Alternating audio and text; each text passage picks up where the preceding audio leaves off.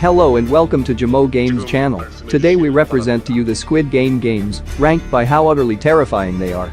Please click like button and subscribe for more videos. So let's begin. Number 7. DDAKJI. While this game isn't part of the Squid Game tournament proper, it is the game which introduces series protagonist Seong Gi-hun to the tournament in the first place. While waiting for his train home, Gi-hun, a jobless layabout and habitual gambler, is approached by a mysterious salesman who offers to pay 100,000 won, approx $84, for every round of DDAKJI Gi-hun plays and wins against him. The rules are simple. Both Gi-hun and the salesman take turns using folded pieces of paper to hit one another's piece of paper, and the first one to make the other one's flip wins. Not much danger other than a paper cut, right? There's a catch though. For every round Gi-hun loses to the salesman, he'll owe the salesman 100,000 won. In lieu of money, the salesman offers to deduct 100,000 won from Gi-hun's debt for every time he allows himself to be slapped. Again, there's no danger in this game other than being physically humiliated in public for the sake of petty cash, but the real goal behind the game is to weed out potential candidates for the tournament to see how low a person is willing to debase and even endanger themselves if offered enough money to do so. Number 6. Marbles. Whoever heard of being afraid of marbles? Marbles aren't scary. Swallowing a marble? Sure, that could be kind of scary for gastrointestinal reasons. Foregoing that, there's nothing scary about playing or losing a game of marbles unless, of course, there's a masked man in a pink military jumpsuit standing next to you, threatening to shoot you point blank if you were to lose said game of marbles. There aren't even concrete rules to Squid Game marbles, you just have to play any game you make up with your partner using 20 marbles, and whoever has all the marbles at the end is the winner. It's less scary and more heartbreaking, especially if you opted to team up with a partner who you know and trust like Sang-woo and Alir Gi-hun and the elderly Oh Il-nam, without knowing what the expectations of the game were going to be. Number 5. PPOPGI. Candy is only marginally scarier than marbles, if only for the fact that you could be poisoned while eating it. Not this candy though. This is just everyday confection made out of melted sugar and baking soda pressed with a unique shape by a cookie cutter. At best, the scariest thing about eating Korean PPOPGI is the risk of getting a cavity or a tummy ache.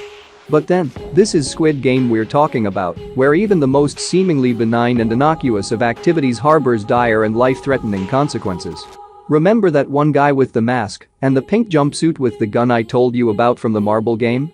Yeah, guess what? He's back. Well, not exactly. The honeycomb candy game actually takes place before the marble game, and honestly you can't tell any of these dudes apart from one another because of their masks. The rules of this game are simple. Each of the players is given a tin containing a honeycomb stamped with one of 4 shapes they chose at random before the start of the game: a circle, a triangle, a star, or an umbrella. In order to survive, each player must remove the shape intact from the honeycomb tin within 10 minutes. If a player is unable to fulfill either of these requirements, they are shot on sight. What makes the game dramatically more difficult is figuring out how exactly to remove the shape from the hole. A relatively simple task if you happen to choose a circle or a triangle. Not so much if you chose a star or an umbrella.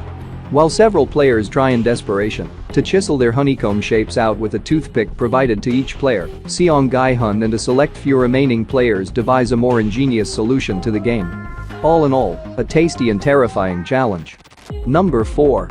Red light, green light. Alright, now we're talking. This shit is scary.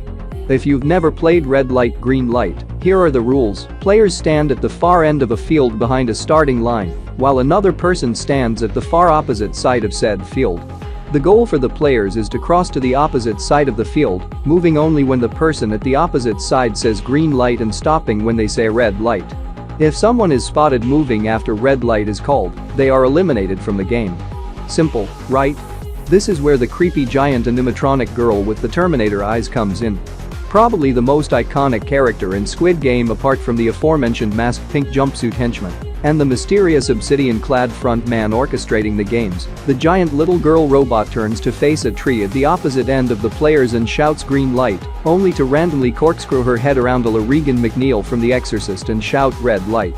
If she catches any players moving while red light is called, that player is shot by a number of turrets positioned high above the play area. Naturally, with this being the first of the 6 games in the tournament, and the players themselves being blissfully unaware of the immense mortal danger they've put themselves in. That means there's a whole lot of people who get killed trying to escape before the remaining players finally wise up and start playing correctly. The players only have 5 minutes to make it across the field to the finish line without being executed themselves. Red light, green light is the perfect tone setter for the horrors the competition's participants will soon find themselves in. Number 3. Squid Game. You know what's scary? Knife fights. Knife fights are scary. What's even scarier is a knife fight in the middle of an obtuse foreign children's game played between former childhood friends turned bitter rivals for fortune and survival. The namesake for the show itself, Squid Game, is played on a field drawn in the sand, separating players into opposing teams of attackers and defenders. The goal of the attackers is to cross the center of the field on 1 foot before attempting to reach the home square drawn at the opposite side of the field, while the defender's objective is to stop them, in this case, at all costs. Naturally, what with this being a life-or-death game played for millions of dollars, for the sake of the amusement of a clandestine group of masked eyes wide-shut aristocrats eagerly watching on, there's a whole lot of stabbing, choking, punching, and sand throwing. Needless to say, it's very sad, uncomfortable, and heart-pounding to watch. The perfect nightmarish scenario on which to end the tournament off on a high note. Number 2. Tug of War. Tug of War isn't inherently a scary game, unless of course you're terrified of any form of coordinated physical exertion. You probably know the rules already. One team of players holds one of a large braided rope, while the other team holds the opposite side of said rope. The goal of the game is to overpower the opposing team by pulling on the rope at the same time, dragging them across the dividing line drawn in the center between the two. The organizers of the competition in Squid Game ramp up the difficulty by having participants chained to said rope and standing several hundred feet above a gaping chasm. If a team is overpowered and loses, they are dragged above said chasm right before a guillotine chops the rope in half, sending them plummeting to their imminent death. It's grisly stuff. The kind of game that hammers in the chilling kill or be killed attitude that each of the individual participants must have if they're to have any hope of surviving the tournament and claiming the 45.6 billion won prize. Number 1. Glass Stepping Stone Bridge. I will march in front of a firing squad before you ever catch my ass stepping 1 foot across that bridge. I don't care how much money is on the line, I'd have been out of this tournament and safely back home by the end of game 1. Trust, y'all must be out of your damn mind thinking I would ever play this stupid game. So anyway, the 5th and penultimate game of Squid Game is the Glass Bridge game. It's not based on any schoolyard game that I'm familiar with, hopscotch, maybe? But instead is a perverse invention devised by the orchestrators of the tournament for their own sick amusement. The Glass Bridge game is more a matter of blind luck than skill. At the start of the game, each of the 16 remaining players stands at the opposite end of a gigantic room, suspended several hundred feet above the ground. Between the entrance and the exit of the room are 2 bridges of side-by-side glass panels, each with 18 panels across. In order to win, players must cross the bridge to the other side of the room within 16 minutes.